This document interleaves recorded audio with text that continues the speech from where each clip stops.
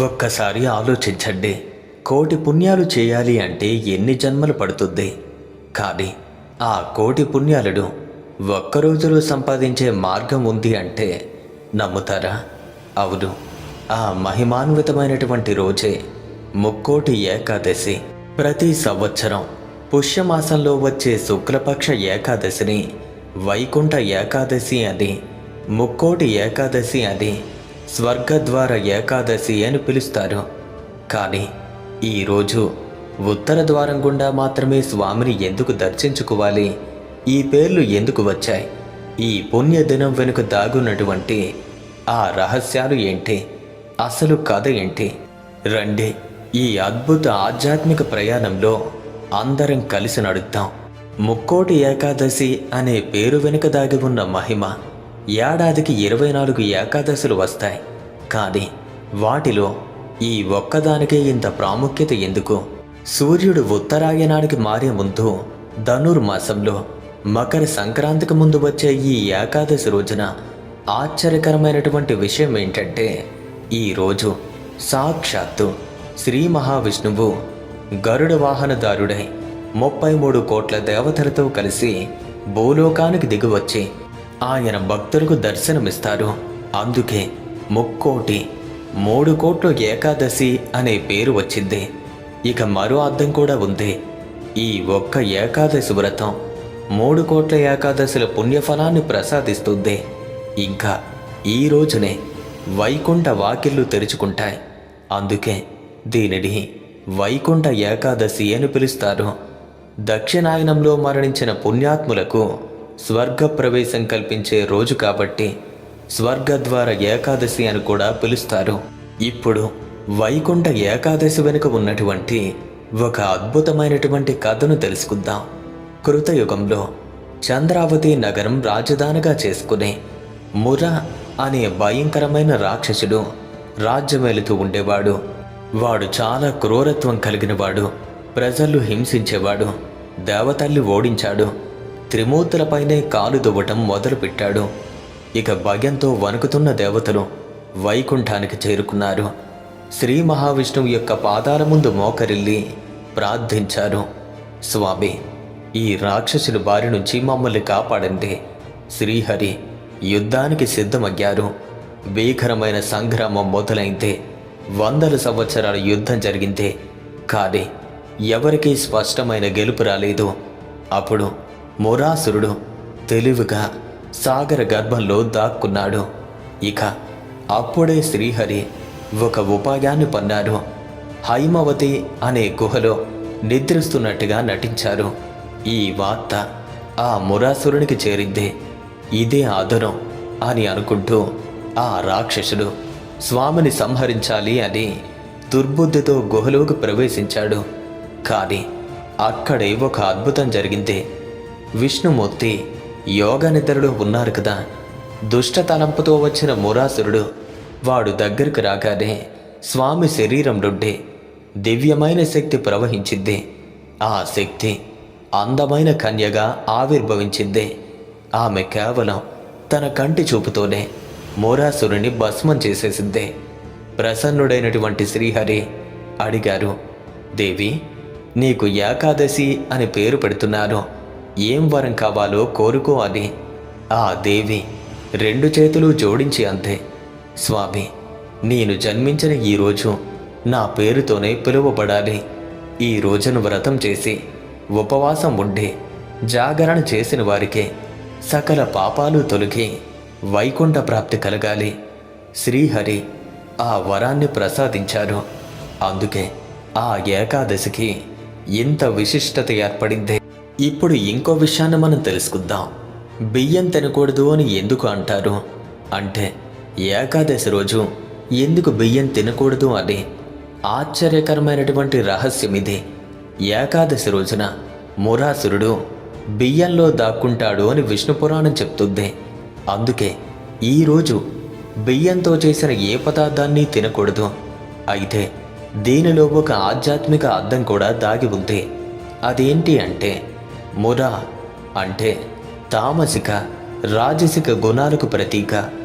ఉపవాసం మరియు జాగరణ ద్వారా వీటిని జయిస్తే సత్వగుణం లభించి ముక్తి మార్గంలో సుగమం అవుతుంది. అందుకే ఇలా చెప్పారు.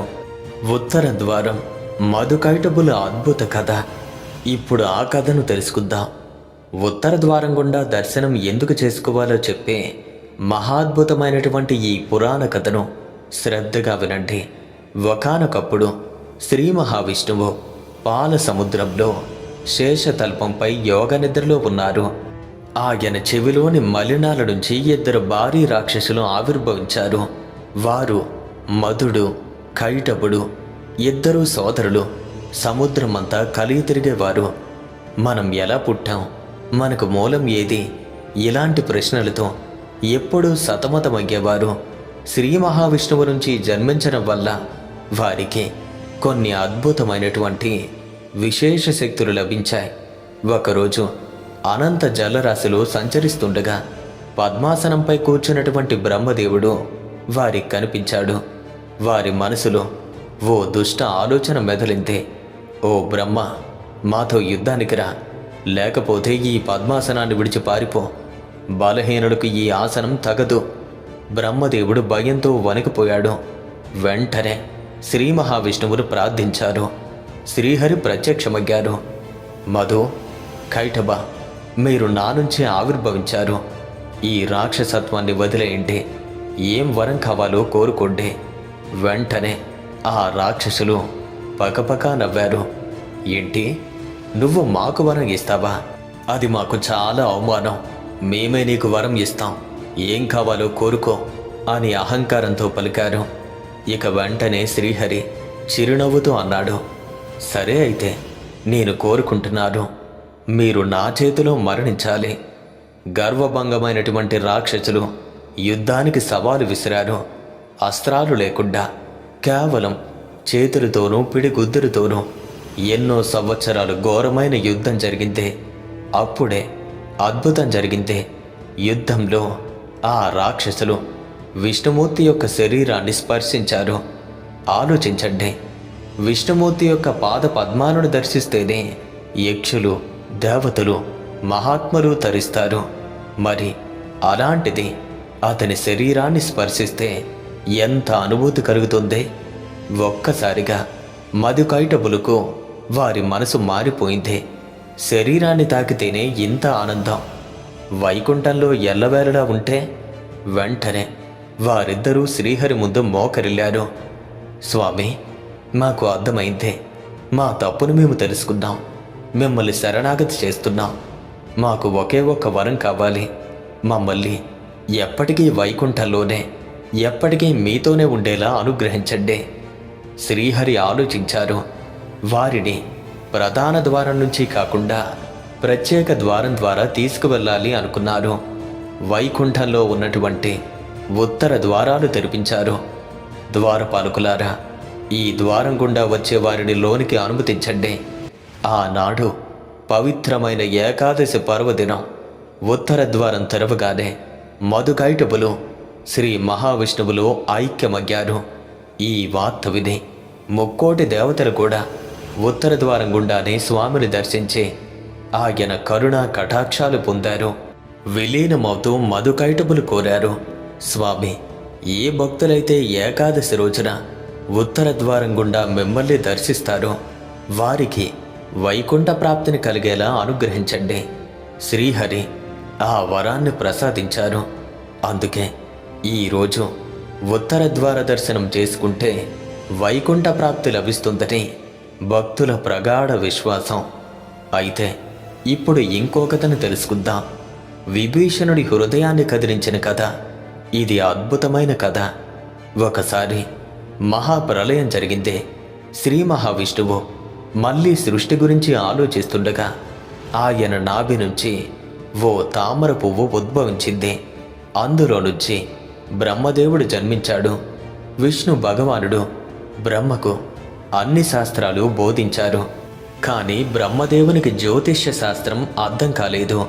బ్రహ్మదేవుడు ప్రార్థించగా స్వామి శ్రీరంగనాథ రూపంలో దేవేరుడితో పరివారంతో ఓంకార రూపంలో ఉన్నటువంటి విమానంతో దర్శనమిచ్చారు. జ్యోతిష్యాన్ని బోధించి తాను వైకుంఠానికి వెళ్ళబోతుండగా బ్రహ్మదేవుడు వేడుకున్నారు, స్వామి, ఆ మానవులు కూడా మిమ్మల్ని కొలుచుకునే అవకాశాన్ని ఇవ్వండి, విగ్రహ రూపంలో కొలువు తీరండి అని. అందుకు ఆ శ్రీ మహావిష్ణువు అంగీకరించారు. గరుత్మంతుడే ఆ విమాన విగ్రహాలను బ్రహ్మలోకానికి మోసుకొచ్చాడు. విరజానది తీరంలో ప్రతిష్ఠించారు. కాలక్రమంలో ఆ విగ్రహాలు సూర్యుడు, వైవస్వత మనువు, ఇక్ష్వాకుడు, శ్రీరామచంద్రుడి చేతుల మీదుగా పూజలందుకున్నాయి. ఇక రామాయణం అనంతరం శ్రీరాముడు తన అవతారాన్ని చాలించే ముందు ఆ పవిత్ర విగ్రహాలను తన పరమ భక్తుడైనటువంటి విభీషణునికి బహుమతిగా ఇచ్చారు. లంకలో ప్రతిష్ఠించుకో, నీ రాజ్యాన్ని పుణ్యభూమిగా మార్చుకో, కానీ ఒక్క షరతు విభీషణ, లంక చేరే వరకు ఈ విగ్రహాలను నేలపైన పెట్టకూడదు. ఇక విభీషణుడు ఆనందంతో బయలుదేరాడు. కావేరీ నదీ తీరం చేరుకున్నాడు. అప్పుడు సంధ్యావందన సమయం అయింది. స్నానం చేసి సంధ్యావందనం ఆచరించాలి. కానీ విగ్రహాలను నేల పెట్టకూడదు. ఏం చేయాలి? అటూ ఇటూ చూశాడు. ఒక బాల బ్రహ్మచారి కనిపించాడు. బాలక, నేను సంధ్యావందనం చేసుకుని వచ్చే వరకు ఈ విగ్రహాలను జాగ్రత్తగా పట్టుకో. ఆ బాలుడు అన్నాడు, సరే, కానీ కొన్ని గడియలు మాత్రమే పట్టగలను, సమయం మించితే క్రింద పడేస్తాను. విభీషణుడు వెళ్ళిపోయాడు. సమయం మించిపోయిందే. ఆ బాలుడు విగ్రహాలను భూమిపైన పెట్టేశాడు. విభీషణుడు పరిగెత్తుకొచ్చాడు. ఆ బాలుడు భయంతో పరిగెత్తుకు వెళ్ళి దగ్గరలో ఉన్నటువంటి వినాయకుని యొక్క గుడిలో దాక్కున్నాడు. కోపంతో ఊగిపోతున్న విభీషణుడు లోపలికి వెళ్ళి ఆ బాలుడు తలపైన గట్టిగా ముట్టికాయ వేశాడు. ఆ క్షణంలో ఆ బాల బ్రహ్మచారి వినాయక విగ్రహంలో ఐక్యమైపోయాడు. అప్పుడు తెలిసింది, ఆ బాలుడు ఎవరూ కాదు, సాక్షాత్తు ఆ గణనాథుడని. విభీషణుడు క్షమాపణ కోరి రంగనాథ విగ్రహాలను కదిలించేందుకు ఎంతగానో ప్రయత్నించాడు. కానీ అవి భూమికి అతుక్కుపోగాయి. విభీషణుడు కన్నీళ్లతో వేడుకున్నాడు, స్వామి, లంకకు రండి. ఇక వెంటనే శ్రీరంగనాథుడు ప్రసన్నుడై పలికాడు, విభీషణ, ఈ ప్రదేశం నా నివాసంగా ముందే నిర్ణయించబడింది. దుఃఖించకు. ప్రతి వైకుంఠ ఏకాదశి నాడు ఇక్కడకు వచ్చి ఉత్తర ద్వారం గుండా నన్ను దర్శించుకో. విభీషణుడు ప్రణబిల్లి వెంటనే లంకకు వెళ్ళిపోయాడు. ఇక ఆ ప్రదేశమే శ్రీరంగంగా ప్రసిద్ధి చెందింది. ఆ బాలుడు దాక్కున్న కోవెల తిరుచిలోని తచ్చిపిల్లయార్ కోవెలుగా ప్రసిద్ధి చెందింది. ఇప్పటికీ ఆ వినాయకుని విగ్రహం పైన సొట్ట చూడవచ్చు. ఇప్పుడు ఇంకో కథను మనం తెలుసుకుందాం. నమ్మాల్వార్ కరుణ వైకుంఠ ప్రాప్తి. ఇది ఒక అద్భుతమైన కథ. వైకుంఠం 2 భాగాలుగా కలిగి ఉంటుంది. కార్యవైకుంఠం, ఇందులో మహర్షులు, దేవతలు, భక్తులు అందరికీ అనుమతి. రెండవది కరుణ వైకుంఠం, శ్రీహరిలో ఐక్యమయ్యే అర్హత ఉన్నవారికి మాత్రమే. ఇక ఆల్వారుల్లో ప్రసిద్ధులైనటువంటి నమ్మాల్వార్, స్వామి, నాకు ఈ వైకుంఠ ప్రాప్తిని అనుగ్రహించు అని ప్రార్థించారు. ఆయన శాశ్వతమైన భక్తికి ప్రసన్నుడైనటువంటి శ్రీహరి కరుణ వైకుంఠ ప్రాప్తిని అనుగ్రహించారు. నమ్మాల్వారుకు ఈ రోజునే విష్ణులోక ప్రాప్తి కలిగిందే. అందుకే వైష్ణవాలయంలో ఈరోజు పరమపదోత్సవం జరుపుకుంటారు. ఇవి వైకుంఠ ఏకాదశి మరియు వైకుంఠ స్వర్గద్వారం వరకు ఉన్నటువంటి కొన్ని అద్భుతమైనటువంటి కథలు. అయితే ఈ వైకుంఠ ఏకాదశి నాడు ఈ పవిత్ర దినాన్ని ఎలా ఆచరించాలో ఇప్పుడు తెలుసుకుందాం. తెల్లవారుజామునే, అంటే బ్రహ్మ ముహూర్తంలో నిద్రలేవాలి, స్నానం ఆచరించాలి, శుభ్రమైనటువంటి దుస్తులు ధరించాలి, పూజా మందిరాన్ని శుభ్రపరచాలి, గడపకు పసుపు కుంకుమలు అలంకరించాలి, తోరణాలు ముగ్గులతో అలంకరణ చేయాలి. ఇక పూజా విధానం, లక్ష్మీనారాయణుడి యొక్క పటం లేదా విగ్రహాన్ని ఉంచాలి. కలశంలో నీరు, అక్షింతలు, పసుపు, అలాగే కుంకుమ వేసి కొబ్బరికాయ ఉంచాలి. తెల్లని వస్త్రాన్ని చుట్టి మామిడి తోరణాలతో అలంకరించాలి. ఇక పూలు మరియు నైవేద్యం, తులసి దళాలు తప్పనిసరి. జాజిమాల అలంకరిస్తే సర్వపాపాలు తొలుగుతాయి. పాలతో చేసిన పాయసం, తీపి పదార్థాలు, ఆకుపచ్చని పండు నైవేద్యంగా పెట్టాలి. ఇక దీపారాధన ఎర్రటి ప్రమిదలు ఉపయోగించాలి. తామర వత్తులు, వాటి సంఖ్య ఖచ్చితంగా 5 ఉండాలి. ఆవు నెయ్యి ఉత్తమం. ఒకవేళ నెయ్యి లభించకపోతే కొబ్బరి నూనెని ఉపయోగించండి. ఇక మంత్రజపం విషయానికి వస్తే ఓం నమో నారాయణాయ, ఓం నమో భగవతే వాసుదేవాయ ఈ మంత్రాలు జపించడం వల్ల సంకల్పించిన కార్యాలు దిగ్విజయంగా పూర్తవుతాయి. మరి వ్రత నియమాల విషయానికి వస్తే నిరాహారంగా ఉండాలి. వృద్ధులు, బాలింతలు, అలాగే అనారోగ్యంతో ఉన్నవాళ్ళు ఉపవాసం ఉండనవసరం లేదు. అసత్యం ఆడరాదు. దుష్ట ఆలోచనలు చేయకూడదు. రాత్రంతా జాగరణ చేయాలి. వీలైతే అన్నదానం చేయండి. మీ యొక్క స్తోమతకు తగ్గట్టు 12 గడియలు దాటక మునిపే భోజనం చేయండి. ఇక ఉత్తర ద్వార దర్శనం. మీ యొక్క పూజ ముగిసిన తరువాత విష్ణుమూర్తి లేదా వెంకటేశ్వరుని యొక్క దేవాలయాలకు వెళ్ళి ఉత్తర ద్వారం గుండా స్వామివారిని దర్శించుకోవాలి. ఈరోజు ఉత్తర ద్వార దర్శనం చేసుకున్న వారికి వైకుంఠ ప్రాప్తి కలుగుతుంది. భక్తులారా, ఈ వైకుంఠ ఏకాదశి మన జీవితాలను పవిత్రం చేసుకోవటానికి ఒక అద్భుతమైనటువంటి అవకాశం. మేరు పర్వతమంత పాపాన్ని కూడా ప్రక్షాళన చేయగల ప్రభావం ఈ ఏకాదశికి ఉంది. నియమ నిష్టలతో వ్రతం ఆచరించండి. ఆ శ్రీహరి కృపకు పాత్రుడు కావండి. ఓం నమో నారాయణాయ. ఈ వీడియోపై మీ యొక్క అభిప్రాయాన్ని క్రింద కామెంట్స్ రూపంలో రాయండి.